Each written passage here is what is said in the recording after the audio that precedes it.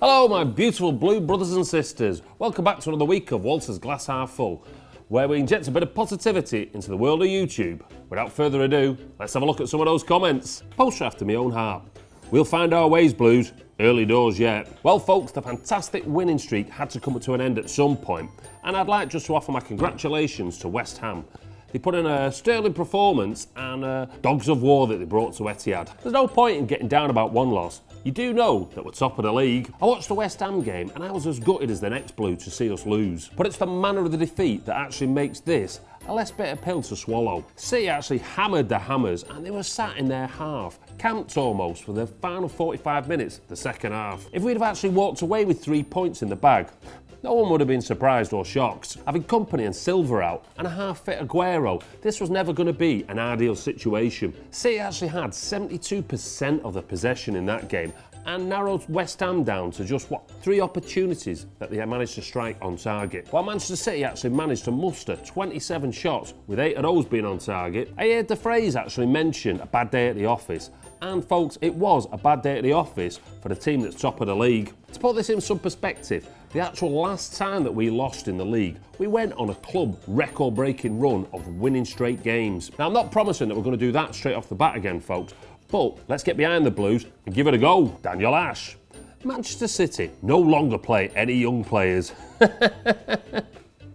This is often a stick used to beat City with, which is completely, untrue. First of all, I'd like just to point out that the amount of young players coming through on teams that win the title is decreasing year upon year upon year. I did actually start watching the beginning of the Man United game. Yeah, sorry folks. And guess what? No youth players coming through there. Kalichi actually scored a winning goal at Crystal Palace the other day, so that says to me, if they're good enough, they'll get a chance and play. I've had fans from other clubs actually say, "Oh, you've built this academy then. I'm not seeing many young players."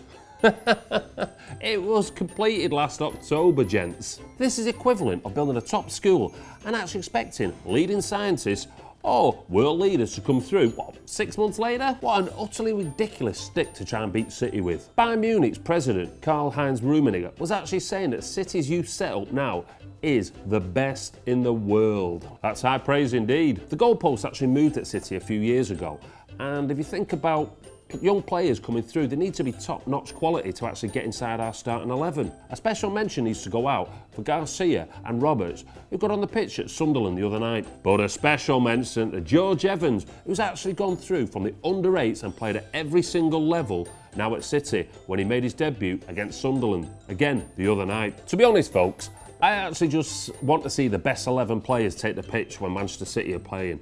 And if one of them's a youth player, that's just a Brucey bonus. Pineapple Express. 5-3-2-4. Watch Sunderland get their first win against us. Ha ha.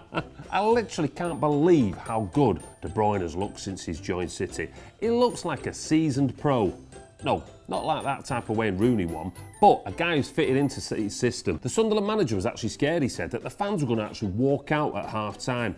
And who can blame him? 36 minutes, 4-0 up, City were on the rampage. I was willing Aguero to score a goal from open play, especially in that goal-mouth scramble. But he got his penalty and was more than happy with that. He looks a little bit different at the moment. He looks like he's been rattled after Scott Dan kicked him up in the air. Yeah, I'm calling you out, Scott Dan. That's not football. But, folks, we all know how much Aguero actually enjoys playing against Spurs, so I'm not too worried just yet. That Kevin De Bruyne, he looks a different gravy. His weight of pass and his actual vision is among the best I've ever seen in a blue shirt. He slipped one reverse ball through last night, and I thought the guy next to me was going to explode. I thought Otamendi looked class and calm and confident last night, and what he is, he's a ball-playing centre-half. So he's actually given the rest of the midfield a bit of confidence as he's bringing the ball up. They're making the runs because they know he's going to spot them. But in the next round of the Cup, we're top of the league. Blues, it's a great time to be alive. It's a great time to be blue. Enjoy it, folks. Drink it in. Blues are here to stay. So that about sums up another week of Walter's Glass Half Full. Now, if you've enjoyed the video, give it a like. If you want to leave a comment that you need a bit of positivity injected into, get typing. Oh, time for another.